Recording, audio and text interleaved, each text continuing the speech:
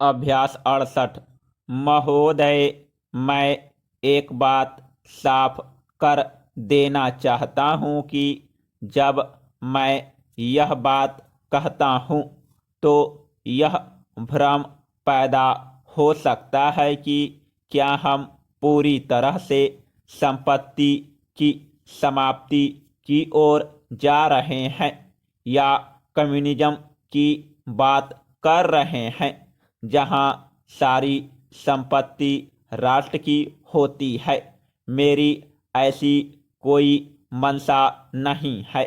सभी तरह की संपत्ति रहे, लेकिन हमें व्यक्तिगत संपत्ति पर सीमा लगानी पड़ेगी। भूमि संपत्ति पर ही नहीं, शहरों की जमीन पर ही नहीं, सारी संपत्ति पर, चाहे वह कारखानों से पैदा हो या अन्य रोजगारों से। हमें सारी संपत्ति पर सीमा लगानी पड़ेगी कि इतने से अधिक एक आदमी संचय नहीं कर सकता। और जब हम यह चाहते हैं कि यह सीमा लगाएंगे तो मूलभूत अधिकारों में से संपत्ति को हटाकर उसे नीति निर्देशक तत्वों में रख दीजिए और रोजगार के अधिकार को मूलभूत अधिकारों में ले आइए। Paragraph change. मैं एक बात और कहना चाहता हूँ।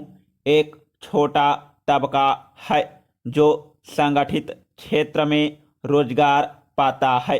यह थोड़ा पढ़ा लिखा होता है, लेकिन बहुत बड़ा तबका ग्रामीण क्षेत्र का है, जहाँ 80% हमारी आबादी है और जिस पर हमारे वित्त मंत्री जी ने भी इस सदन में और दूसरे सदन में भी माना कि आज जो हमारे आर्थिक स्रोत हैं राष्ट्र की आमदनी के, उसमें से 55% देश के 20% लोगों पर खर्च होता है, जो कि शहरों में रहते हैं और जिनकी आबादी 80% है। तो यह कब तक चलेगा? आज गांव का आदमी मैट्रिक पास करके शहर की तरफ भागता है। अगर बेरोजगारी मिटानी है तो गांव वालों में यह समझ पैदा करनी होगी कि उनमें शहर के प्रति जो लगाव है यह उनको छोड़ना चाहिए।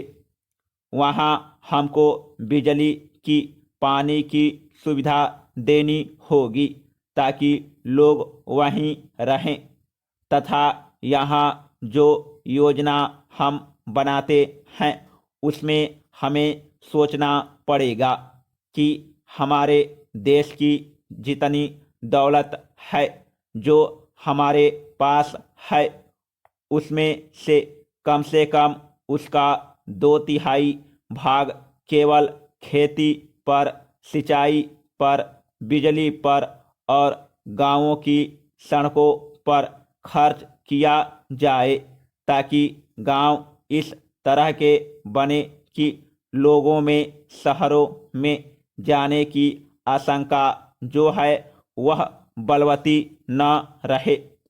गांवों में बड़े उद्योग धंधे हम खोले।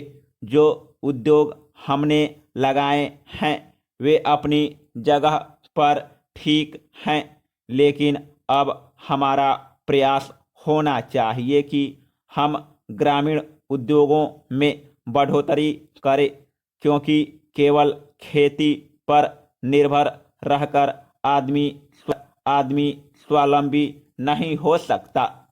आज जब खेती की पैदावार के भावों का सवाल आता है तो सदन में इस पर कई बार चर्चा भी हुई है और मैंने भी कहा है कि जो लागत आती है उस पर किसान की वह भी उसको वापस नहीं मिल पाती। आर्थिक समीक्षा में भी है कि हमने पिछले दिनों बहुत प्रयास किया और इस देश में जो भयंकर महंगाई थी, बड़ी भारी मुद्रास्फीति थी, कालाबाजारी थी, उस सब पर अंकुश लगा